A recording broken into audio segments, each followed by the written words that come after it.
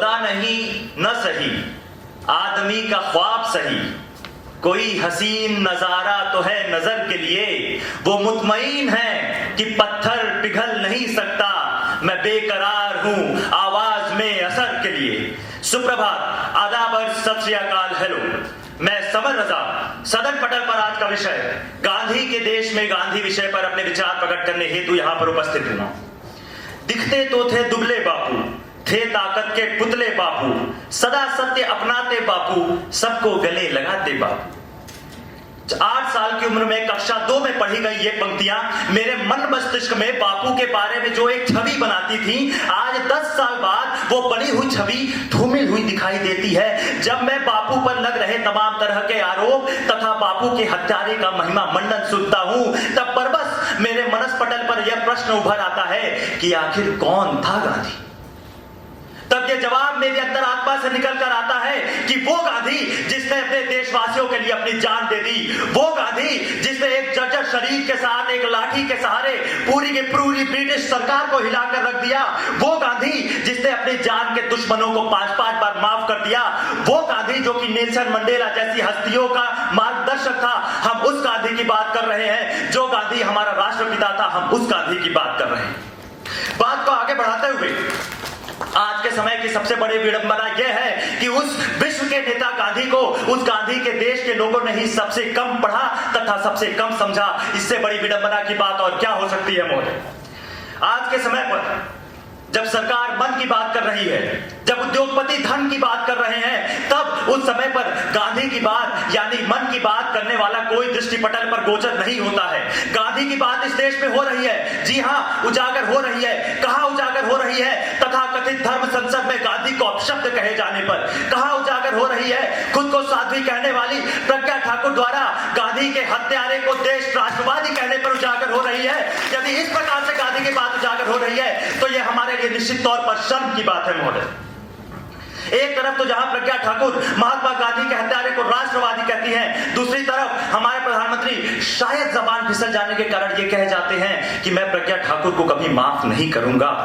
परंतु फिर भी ये कितनी विडंबना की बात है कि हमारे देश की जनता उसी प्रज्ञा ठाकुर को चुन करके संसद तक भेजती है और ना ही हमारे प्रधानमंत्री ना ही उनकी पार्टी उनसे किनारा करती है। इससे बड़ी विडंबना की बात और क्या हो सकती है। गोडसे की विचारधारा वाले लोगों को यह बात पता थी कि वो गांधी का मुकाबला इस प्रकार से नहीं कर सकते हैं, क्योंकि गांधी एक विचार है जो कि शाश्वत है, जो कि अमर है, जो कि कभी मर नहीं सकता। इसीलिए उन्होंने युवाओं को गांधी को पढ़ने से रोका। इसीलिए उन्होंने युवाओं के मन में गांधी के बारे में जहर को फैलाना शुरू कर दिया। हमारी आज की युवा पीढ़ी जो कि दोपहरिया रात दिन एक करके चेतन भगत और हैरी पॉटर जैसी चीजों को पढ़ तो लेती है, परंतु गांधी के बारे में नहीं पढ़ती है। यही कारण है कि इसलिए यदि वो गांधी को पढ़ लेती तो शायद हमारी पीढ़ियों का सबक आज कुछ और होता। यही कारण है। बात को आगे बढ़ाते हुए हम एक चीज देखते हैं कि आज के फेसबुकिया ज्ञान और फैंसी ज्ञान में डूबकर हमारी आज की युवा पीढ़ी कभी गांधी को मुस्लिम परस्त तो कभी गांधी को भारत पाकिस्तान के बंटवारे का इकलौता शाश्वत कारण बना देती है। तो मैं उससे कहना चाहूंगा, जब आप हिंदू होने की बात करते हैं तो गांधी से बड़ा कोई हिंदू नहीं था, क्योंकि गांधी के राम नाम से दूसरी कौमें डरा नहीं करती थी। आज गांधी के चाहे जितने ही विरोधी पैदा हो जाएं, वो पूरी कोशिश करने की गांधी की बात लोगों तक ना पहुंच पाए, लेकिन गांधी इस देश के कण कण में मौजूद है और यही कारण है कि ना चाहते हुए भी लोगों को गांधी को याद करना पड़ता है। थोड़ा सा पीछे चलिए, याद करिए 1977 का समय, जब इंदिरा गांधी की फांसीवादी सरकार ने आपातकाल लगाया था। उस समय गांधी के ही एक शिष्य ने आकर आवाज लगाई और कहा कि सिंहासन खाली करो कि जनता आती है, और गांधी के उस शिष्य ने गांधी की दी हुई तलवार से इंदिरा गांधी की उस सत्ता को उखाड़कर फेंक दिया। याद करिए आज से 10 साल पहले जब भ्रष्टाचार अपने चरम पर था, लोकपाल लाने के लिए गांधी के एक शिष्य अन्ना हजारे आगे आए, उन्होंने किस प्रकार से यूपीए सरकार को उखाड़कर फेंक दिया।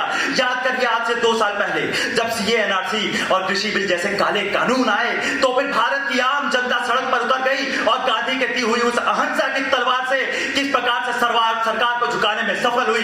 इसी चीज को लेकर 4 पंक्तियां जो है बहुत ही ज्यादा आज के समय में प्रबल हो जाती है कि मुझ में रहते हैं करोड़ों लोग, चुप कैसे रहूं, मुझ में रहते हैं करोड़ों लोग, चुप कैसे रहूं, हर गजल अब सल्तनत के नाम एक बयान है, एक बूढ़ा आदमी है मुल्क में, या यूं कहो इस अंधेरी कोठरी में एक रोशनदान है।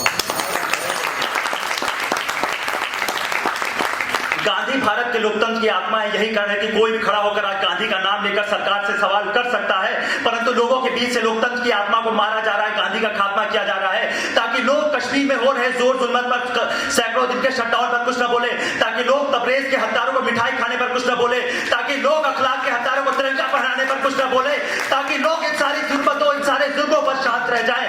परंतु गांधी, आज का युवा गांधी को पढ़ेगा। जरूरत है कि आज का युवा गांधी को पढ़े, गांधी के विचारों के मूल तत्व को निकाले और उस मूल तत्वों से एक लकीर खींचे। वो लकीर यदि कागज पर खींची जाएगी तो एक खूबसूरत किताब बनेगी, वो लकीर यदि जमीन पर खींची जाएगी तो एक नई राह की पगडंडी बनेगी और भारत का मुस्तकबिल इसी लकीर, इसी किताब और इसी बनाई हुई पगडंडी के राह पर चलकर ही तय होगा। अंत में चंद पंक्तियों के साथ वाणी को विराम देना चाहूंगा कि कौन कहता है मैं आंधी के साथ हूं, कौन कहता है मैं आंधी के साथ हूं, मैं गोडसे के दौर में भी गांधी के साथ